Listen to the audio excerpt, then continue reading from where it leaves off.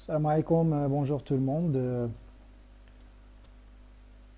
Lors de cette séance, on va étudier ensemble la division cellulaire. Donc la division cellulaire avec ses deux types, à savoir la division cellulaire en somatique et la division cellulaire reproductrice. La division cellulaire somatique concerne l'ensemble des cellules de l'organisme, à l'exception des cellules sexuelles, des cellules reproductrices.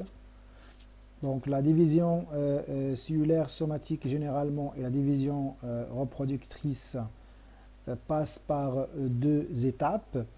La première, c'est la division nucléaire, ça veut dire la division du noyau, du contenu du noyau, ça veut dire la division des chromosomes. Donc on parle d'une division nucléaire et d'une division cytoplasmique ou bien cytokinèse. Donc nous avons la division nucléaire donc pour la division cellulaire somatique, c'est la mitose, alors que pour la division reproductrice, c'est la méiose. Autre précision, c'est que la division reproductrice passe par deux grandes étapes, à savoir la division réductionnelle ou bien méiose 1 et la division équationnelle, méiose 2. Donc la division réductionnelle passe par la division nucléaire et la division cytoplasmique, et la division équationnelle aussi passe par la division nucléaire et la division cytoplasmique. Le résultat de la division cellulaire somatique, c'est que nous avons une cellule mère donc, qui donne deux cellules filles identiques à la cellule mère. Alors que pour la division reproductrice, nous avons une cellule mère donc donne 4 cellules filles. Pour le cycle cellulaire, donc généralement le cycle cellulaire il comprend deux étapes, l'interphase et la mitose ou bien la division cellulaire. Donc soit la cellule il est en interphase, soit il est en phase de division. Pour l'interphase, il comprend trois phases. Nous avons G1, S et G2.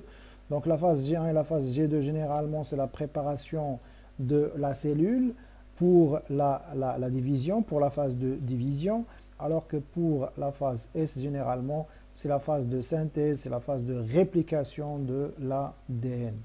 Donc ici, la réplication de l'ADN, on va doubler la quantité d'ADN, donc pendant cette phase-là, pendant la phase S. Donc la mitose, il comprend quatre phases qu'on va voir, à savoir la prophase, la métaphase, l'anaphase et la télophase, et enfin la cytokinèse, ça veut dire la division cytoplasmique. Donc lors de l'interphase, généralement, nous avons la phase S, c'est la phase de la réplication de l'ADN. Donc c'est quoi la réplication de l'ADN généralement? Donc on va voir que chaque double hélice d'ADN, il va donner deux doubles hélices d'ADN. Donc l'opération commence par l'intervention d'une hélicase qui va assurer la séparation des deux brins d'ADN, de la double hélice d'ADN, comme vous pouvez le voir. Après, on va voir l'intervention des protéines fixatrices qui vont fixer les deux brins d'ADN pour les empêcher de s'enrouler à nouveau. Et puis donc l'hélicase, donc bien sûr, il va se déplacer le long du double hélice d'ADN. À ce moment-là, une primase qui va synthétiser une amorce d'ARN. Voilà donc une amorce d'ARN, c'est là où va donc commencer l'opération de réplication. Donc l'opération se fait généralement toujours de 5' vers 3'. Donc 5' vers 3'. La molécule d'ADN, généralement, les deux brins, ils ont deux sens opposés concernant la position des carbones 5' et 3'. Donc c'est pour cela, et la réplication se fait à sens unique, ça veut dire de 5' vers 3' toujours. C'est pour cela qu'on va avoir deux sens de réplication. Deux sens de réplication sur le premier brin. Donc par exemple, on va avoir une réplication de droite à gauche, alors que pour l'autre brin, c'est de gauche à droite. On va voir la synthèse de l'amorce d'ARN au niveau des deux brins, mais donc toujours du côté de 5'. Et puis donc l'ADN polymérase 3, cette enzyme donc va guider cette opération de réplication donc par l'ajout des nucléotides. Donc par l'ajout des nucléotides, toujours selon la loi de la complémentarité entre les nucléotides. En arrivant à ce stade, l'hélicase va continuer bien sûr à se déplacer le long de la double hélice d'ADN, alors que ici, cette enzyme polymérase est arrivée donc à la fin de la molécule ici. Donc, qu'est-ce qu'on va avoir? On va avoir la synthèse d'une deuxième amorce et bien sûr, l'opération va se faire à nouveau au niveau de ce brin. Alors qu'au niveau de l'autre brin, donc, la réplication va continuer sans problème. Donc, comme vous pouvez le voir ici, donc, pour le premier brin, donc voilà l'ARN polymérase 3 qui continue à ajouter les nucléotides donc d'une façon continue. Alors que ici, comme vous pouvez le voir, donc voilà la première amorce. Lorsque l'ARN polymérase 3 est arrivé à la fin de la molécule, donc on va avoir une deuxième amorce et l'ARN polymérase 3 qui va ajouter donc les nucléotides.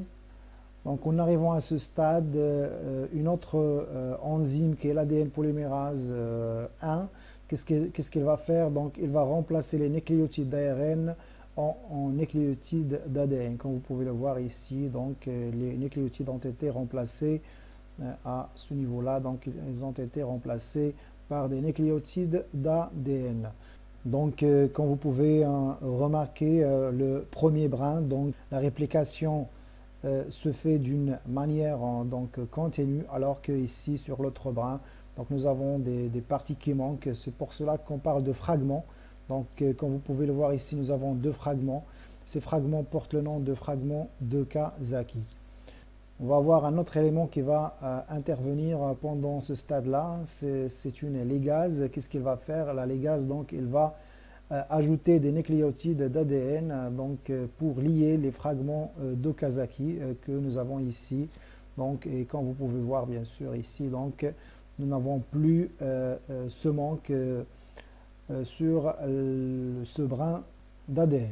Donc, et puis, on arrive, bien sûr, enfin, à la fin de la réplication, donc on va avoir bien sûr deux doubles hélices d'ADN, donc identiques à la première double hélice. Donc le brin où la réplication était continue porte le nom de brin directeur, alors que l'autre brin, généralement, c'est le brin discontinu. Donc un petit récap, donc la réplication se fait toujours du 5' vers 3'. Nous avons l'intervention de l'hélicase qui sépare les deux brins de la double hélice d'ADN, les protéines fixatrices qui fixent les deux brins pour les empêcher de s'enrouler à nouveau, les primases qui synthétisent des amorces d'ARN, l'ADN polymérase 3 qui guide donc cette réplication en ajoutant les nucléotides au niveau de chaque brin d'ADN, et l'ADN polymérase 1 donc, qui remplace les amorces d'ARN en nucléotides d'ADN, et les légases généralement qui ajoutent des nucléotides d'ADN pour lier les fragments d'Okazaki. Et enfin nous avons deux brins. Le brin avec la réplication continue, c'est le brin directeur, alors que l'autre brin, c'est le brin discontinu. On va parler maintenant des chromosomes. La structure d'un chromosome, généralement un chromosome contient deux chromatides. Ces chromatides sont liées au centre par un centromère. De chaque côté du centromère, nous avons des complexes protéiques qui portent le nom de kinetochores. Et au niveau de ces kinetochores, on observe la fixation des microtubules qui portent le nom de microtubules kinétochoriens. Donc, on va commencer par l'étude de la mitose, qui est la division cellulaire somatique. Donc, comme on a déjà dit, donc, la division cellulaire somatique passe par deux divisions. La première division, c'est la division nucléaire, et la deuxième division, c'est la division cytoplasmique. Concernant la division nucléaire, c'est la mitose. Donc, la mitose passe par 4 étapes. Généralement, nous avons la prophase, la métaphase, l'anaphase et la télophase. Donc, pendant la prophase, qui est la première phase de la mitose, qu'est-ce que nous avons? Donc, nous avons premièrement la condensation de la chromatine en chromosome. Donc, la condensation de la chromatine en chromosome. Parce que pendant l'interphase, généralement, les chromosomes ils sont donc relâchés, alors que donc pendant cette phase-là, pendant la prophase, la première phase de la mitose, donc on va avoir condensation de ces chromosomes. Deuxièmement, l'enveloppe nucléaire donc se rend. Les nucléoles aussi, donc ils vont disparaître. Nous avons 2 centrosomes, donc chaque centrosome au niveau d'un pôle de la cellule. Et de ces centrosomes, on va voir la naissance bien sûr de ce réseau de microtubules. Donc ici c'est la métaphase, donc la deuxième phase de la mitose. Donc ici on va essayer de parler des microtubules. Donc nous avons premièrement les microtubules astraux, donc les microtubules astraux ou bien astériens. Donc ce sont les microtubules généralement qui se dirigent vers les extrémités de chaque pôle de la cellule, comme vous pouvez le voir ici. Donc ce sont des microtubules astraux. Le deuxième type, ce sont les microtubules polaires, donc qui s'étendent d'un pôle vers l'autre pôle, mais sans toucher les chromosomes, sans passer par les chromosomes.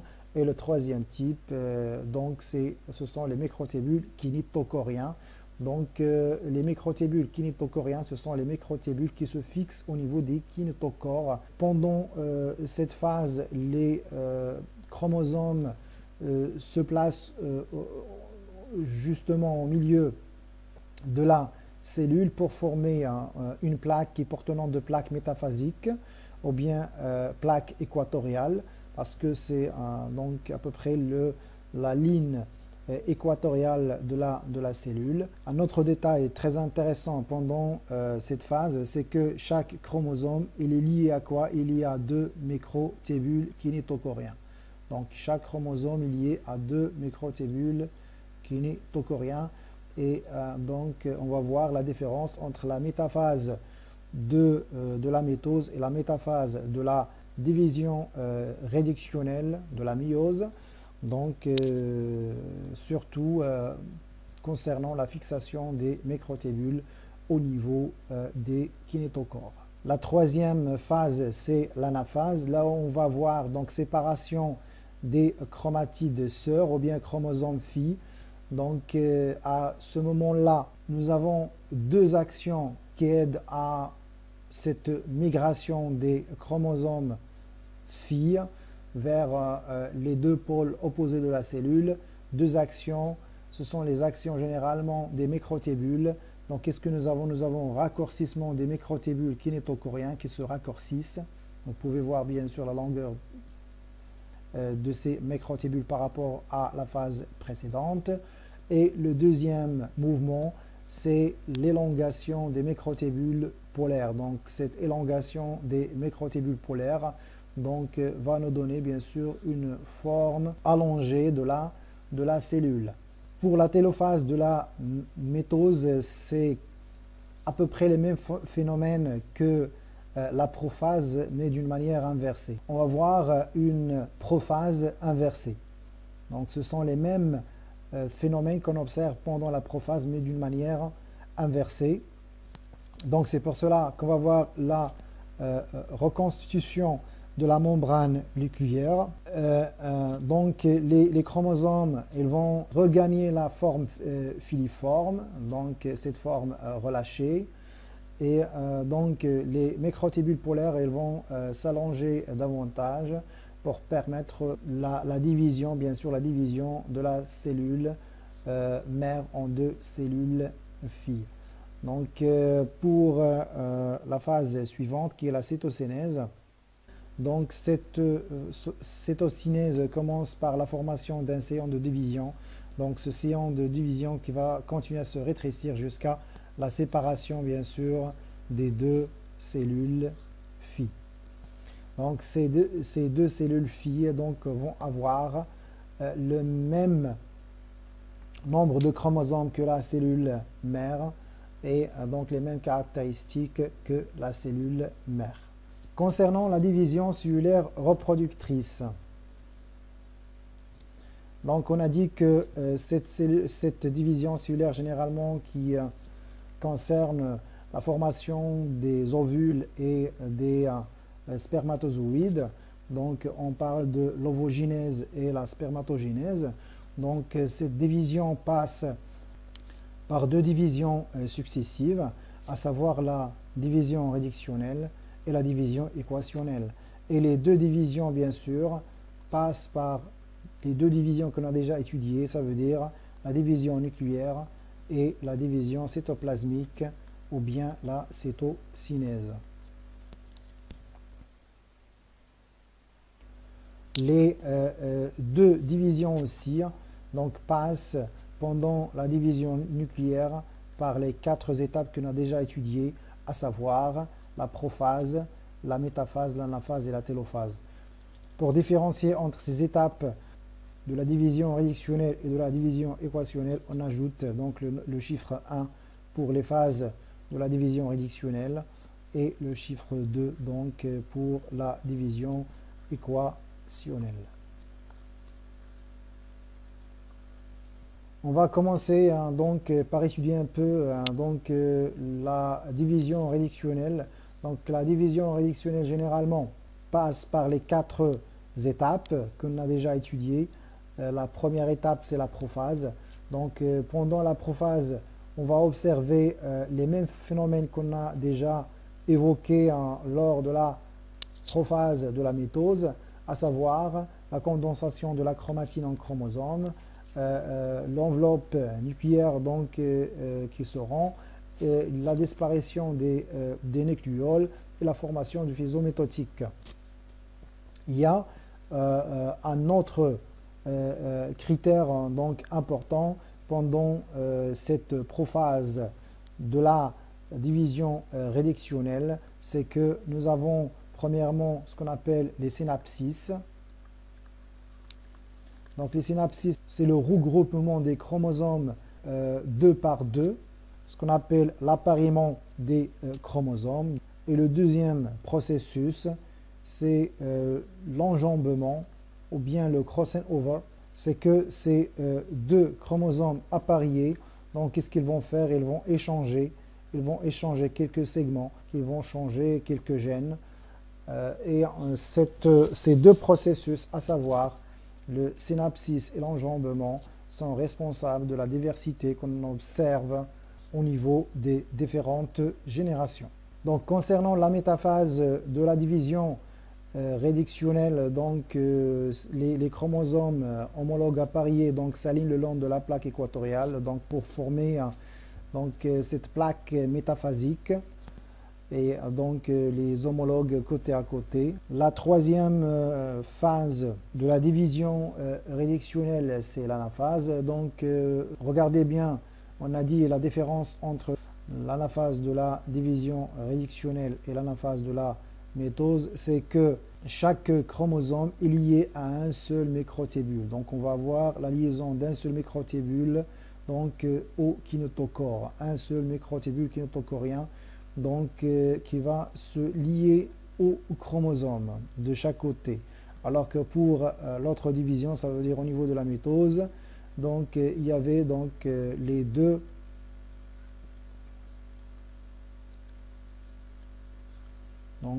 nous avons deux microtubules kinétochoriens qui se fixent au niveau bien sûr des deux chromatides du chromosome.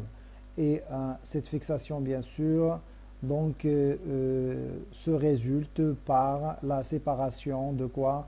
Des deux chromatides sœurs. Alors ici, donc on va avoir la migration du chromosome complet vers donc les deux pôles de la cellule. Pourquoi? Parce que on va pas avoir donc à ce niveau-là la séparation des chromatides. Bien sûr, le mouvement des chromosomes est assuré par le raccourcissement des microtubules kinetochoriens et l'élongation des microtubules polaires. Enfin, donc, nous avons la télophase de la division réductionnelle.